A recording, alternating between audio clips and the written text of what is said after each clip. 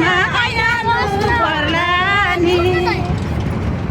दर्शन गरी फर्कियो मन्दिर फर्कियो मन्दिर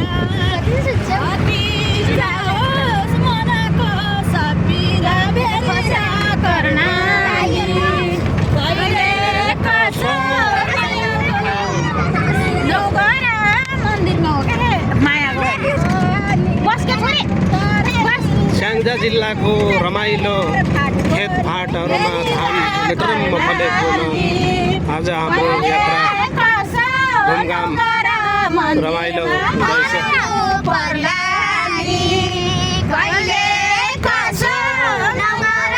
मन्दिरमा